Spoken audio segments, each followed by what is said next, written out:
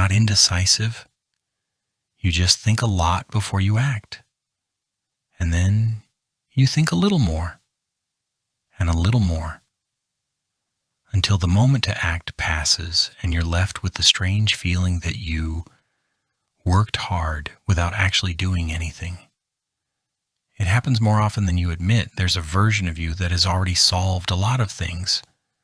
Inside your head, you planned, you anticipated, you ran the scenarios, you thought about what could go wrong, you adjusted the plan, you thought again, you reached conclusions, you second-guessed them, you came back to the same conclusions, and in the end you didn't act.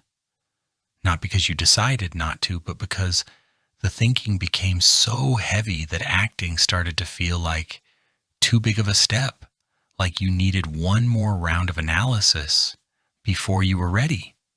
You're never ready. Think about the project that's been sitting there for months, not because you don't know what to do. You do. On some level, you've always known.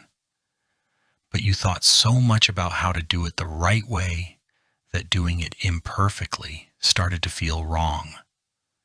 Think about the conversation you need to have, the one you've already had 1,000 times in your head, with responses, with counter-arguments, with every possible outcome.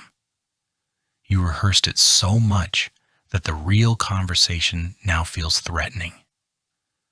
Think about the decisions you postponed, not because they were impossible, but because thinking about them felt safer than making them. Inside your head, nothing goes wrong.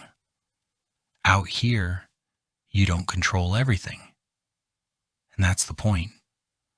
The problem isn't that you overthink because you're anxious.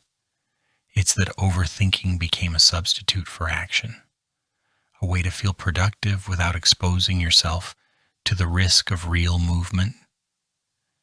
Thinking has no consequences. Action does. And at some point, without you fully noticing, your mind learned that staying in thought felt safer than risking reality. The exhaustion you feel doesn't come from doing too much. It comes from processing too much without release. Your mind runs and runs and runs. It burns real energy, real time, real attention. And by the end of the day, you're genuinely tired from something that on the surface looks like you never even started. That's the paradox. You exhaust yourself thinking about the things you haven't done, and then you feel even less capable of doing them. Modern life feeds this perfectly. It offers endless content about how to do things better, how to plan correctly, how to avoid mistakes, how to optimize every step. And you consume it, not because you're passive, but because each new piece feels like the missing key that will finally make you ready. One more video, one more book, one more perspective, and action keeps waiting. You're not preparing to act. You're using preparation as a shield against acting. There's something overthinking will never give you: certainty. You can think about it for 6 more months, and you still won't have a guarantee it will work. Because guarantees don't exist in the real world. They only exist in the controlled version you build inside your head. The discomfort you're trying to eliminate by thinking more will still be there. The difference is this: when you act, it moves. When you think, it stays. And it grows. Maybe the exhaustion you feel isn't a sign that you need more rest before starting.